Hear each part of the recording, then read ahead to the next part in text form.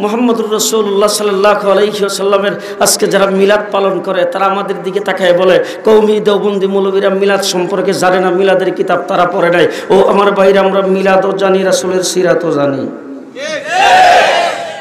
ঘুমে ধরছে মনে হয়। আমরা মিলাদও জানি, সিরাতও জানি। আমি যদি এখন আপনাদের সামনে দাঁড়ায় মিলাদ পড়তে থাকি, সারা দিন পড়তে থাকবো, সারা দিন। সুবহানাল্লাহ। খালি মিলাদ পড়লে সারা দিন পড়তে পারবো, সারা দিন।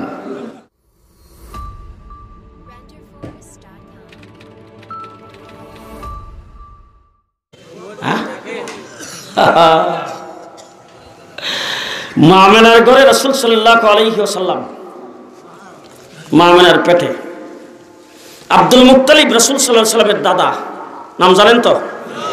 আব্দুল মুত্তালিব একদিন মা আমেনাকে ডাকছে, ডাইকা বলতেছেন, বৌমা তোমার একটা কথা বলতে চাই। বলে কি কথা? তোমার সম্পর্কে আমি কিছু সমালোচনা শুনতেছি।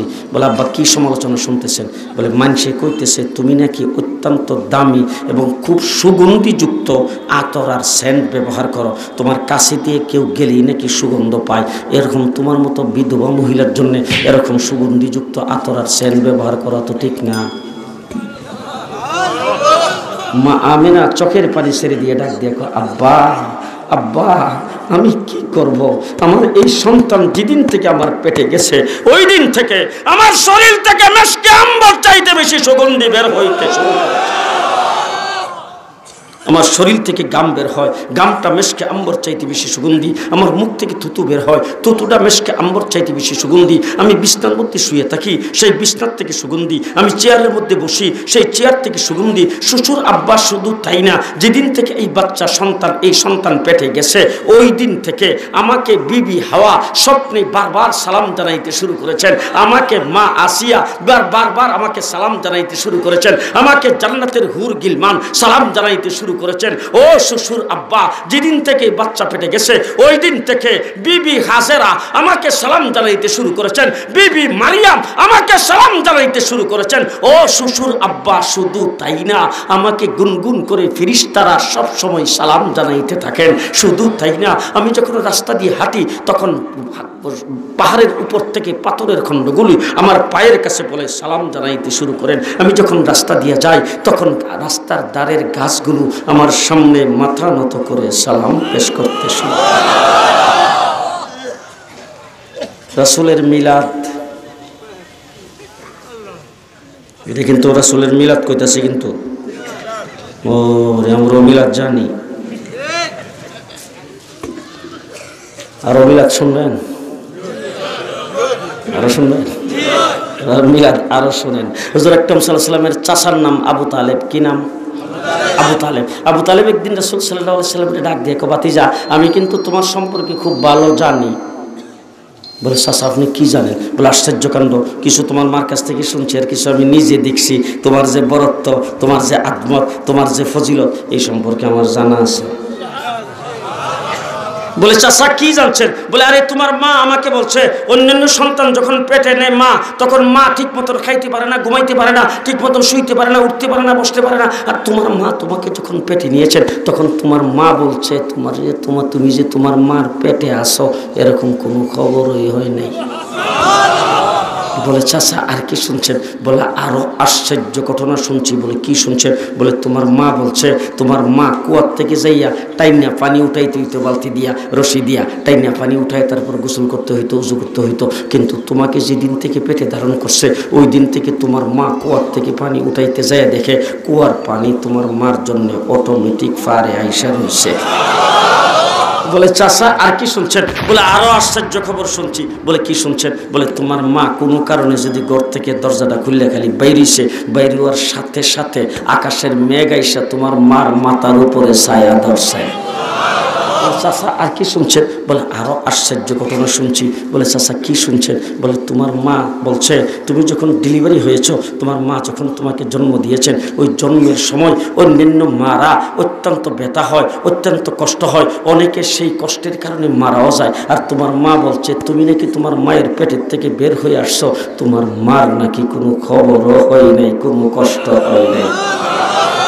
বলে চাচা আর কি শুনছেন? বলে আরো আশ্চর্য ঘটনা শুনছি। বলে কি শুনছেন? বলে অন্যান্য সন্তান যখন মায়ের পেটের থেকে জন্মগ্রহণ করে সেই ঘরটাকে আউস ঘর বলা হয়, এটাকে সুডি ঘর বলা হয়। সেই ঘরের মধ্যে দুর্গন্ধ ছড়ায় পড়ে, ধূপ জ্বালাইতে হয়, স্প্রে করতে হয়, ভালো সুগন্ধি রাখতে হয়, তারপরেও দুর্গন্ধ যায় না। আর তুমি তোমার মায়ের ঘরে যে জন্মগ্রহণ করেছো, তুমি মায়ের পেট থেকে বের হইতে দেরি, গোটা গট্টা মেশকে আম্বরের সুগন্ধিতে পরিণত হইতে দেরি। বলে চাচা আর কি শুনছেন? বলে আরো আশ্চর্য ঘটনা শুনছি। বলে কি শুনছেন? বলে অন্যান্য সন্তান যখন জন্মগ্রহণ করে তখন তার নাভির নাকটাকে মায়ের পেটের থেকে বের হওয়ার পরে কাটতে হয়। তোমার নাভির নার কে যেন মায়ের পেটের থেকে কাইটা ক্লিন করে তোমাকে বের করে দিয়েছেন। বলে চাচা আর কি শুনছেন? বলে আরো আশ্চর্য ঘটনা শুনছি। অন্যান্য সন্তান ছেলে সন্তান জন্মগ্রহণ করলে তাদেরকে দুনিয়াতে আসলে মুসলমানি করাইতে হয়, খতনা করাইতে হয়। তোমারে কে যেন মায়ের পেটের থেকে মুসলমানি করাই তারপরে দুনিয়াতে বের করে দিয়েছেন। বলে চাচা আর কি শুনছেন? বলে আরো আশ্চর্য ঘটনা শুনছি। অন্যান্য সন্তান যখন মায়ের পেটের থেকে বের হয়ে আসে তার শরীরের মধ্যে রক্ত পানি লেগে থাকে, ময়লাযুক্ত পানি, সেইগুলি তারা দুর্গন্ধ করে। আর দুনিয়াতে আসার পরে তাকে ভালো পানি দিয়া, সেভলন দিয়া, ডেটল দিয়া, ভালো সুগন্ধিযুক্ত সাবান দিয়া তাকে ধোয়াইতে হয়, ধুয়ে মুছে তাকে পরিষ্কার করতে হয়। কিন্তু তুমি তোমার মায়ের পেটের থেকে যে বের হয়ে আসছো, তোমাকে কে যেন মায়ের পেটের থেকে ধুয়ে মুছে পরিষ্কার করে ক্লিন করে বের করে দিয়া। মুহাম্মদ রাসূলুল্লাহ সাল্লাল্লাহু আলাইহি ওয়াসাল্লামকে তার চাচা রাসূল সাল্লাল্লাহু আলাইহি ওয়াসাল্লাম চাচারে বলতেছেন, চাচা আর কিছু শুনছেন? বলে হ, আরও আশ্চর্য ঘটনা শুনছি। বলে চাচা আর কি শুনছেন? বলে আরও শুনছি। অন্যান্য সন্তান যখন মায়ের পেটের থেকে জন্মগ্রহণ করে দুনিয়াতে আইসা পড়ার পরে তখন তার নাভির নাকটা যখন কাটে তখন তে হওয়া হওয়া করে চিৎকার করতে আরম্ভ করে। তখন তাড়াতাড়ি করে তারে ধোয়া এরপরে মার কুলে নিয়ে দেয়। মা সেই কষ্টযুক্ত অবস্থায় মা স্তনের মধ্যে মুখটা লাগায় কান্না বন্ধ হওয়ার জন্যে। আর তুমি নাকি তোমার মায়ের পেটের থেকে বের হইয়াই কোনো কথা নাই, নিজে নিজেই তুমি আত্তাহিয়াতু শুরুতে বসে গেছো। এরপরে বৈশা সাথে সাথে তুমি নাকি সেজদায় চলে গেছো। সেজদার থেকে তুমি কি যেন বলছো, কিছুক্ষণ সেজদায় থাইকা তারপরে নাকি তুমি মাথাটা উপরের দিকে উঠাইয়া আত্তাহিয়াতু শুরুতে বসছো। বৈশা তারপরে তোমার আঙ্গুলটা উপরের দিকে উঠাইছো। যেই তোমার আঙ্গুল উপরের দিকে উঠাইছো তখন তোমার মা দেখতেছে গোটা জগৎটা নূরে নূরান্বিত হয়ে গেছে। আর সেই নূরের আলোতে তোমার মা পারস্য আর রুমের বড় বড় মহলগুলো দেখতে শুরু করেছে। আমার নবীর শত্রুরা হুশিয়ার সাবধান, কাদিয়ানীদের কালো হাত ভেঙে দাও, উড়িয়ে দাও, ভেঙে দাও। ও আমার ভাইরা, নবী মুহাম্মদ রাসূলুল্লাহ সাল্লাল্লাহু আলাইহি ওয়াসাল্লাম চাচাকে বলতেছেন, চাচা আর কিছু শুনছেন? বলে চাচা বলে শোনো, আরো আশ্চর্য একটা ঘটনা শুনছি। বলে কি শুনছেন? বলে তুমি যখন কাইতিয়ে শুইছো তোমার মা তোমাকে ঠান্ডা কুলে নিছে। কুলে নেওয়ার পরে তোমার মা দেখতেছে ঘরের ছাদটা উপর দিক দিয়ে খুলে গেছে। খুলে যাওয়ার পরে এই ছাদের ফাঁক দিয়া ঘরের ভিতরে কুয়াশা ঢুকতে শুরু করেছেন। অল্পক্ষণের ভিতরে তোমার মার ঘরটা একবারে অন্ধকার হয়ে গেছে। এরপরে গায়েব থেকে একজনে আওয়াজ দিয়ে বলছেন, এই সন্তানকে মার কাছ থেকে কিছুক্ষণের জন্য আড়াল করে দেওয়া হোক। এরপরে তুমি নাকি তোমার মার চোখের আড়াল হয়ে গেছো, তোমার মা তোমাকে দেখতেছে না। এরপরে গায়েব থেকে একজন আওয়াজ দিয়ে বলতেছেন, এই বাচ্চাকে উত্তর দক্ষিণ পূর্ব পশ্চিম ঘুরাইয়া গোটা জগৎটা ঘুরাইয়া সমস্ত মাখলুকাতের কাছে তাকে পরিচয় করাইয়া দেওয়া হোক। এরপরে তোমার মার কুলে তুমি ফিরে আসছো। এমন সময় একজন আওয়াজ দিয়ে বলতেছেন, আদম থেকে ঈসা পর্যন্ত যত নবী পৃথিবীতে আগমন করেছেন সমস্ত নবীর যত গুণ যত এলেম সব এই বাচ্চার ভিতরে ঢুকাইয়া দেওয়া হোক। সেই নবী মুহাম্মদ রাসূলুল্লাহ সাল্লাল্লাহু আলাইহি ওয়াসাল্লামকে আল্লাহ পাক সকলের পরে পৃথিবীতে প্রেরণ করেছেন। আমার আল্লাহ পাক আমার নবী মুহাম্মদ রাসূলুল্লাহ সাল্লাল্লাহু আলাইহি ওয়াসাল্লামকে তৈরি করেছেন আগে, পৃথিবীতে প্রেরণ করেছেন পরে। কথা বুঝে আসছে? বুঝে আসছে?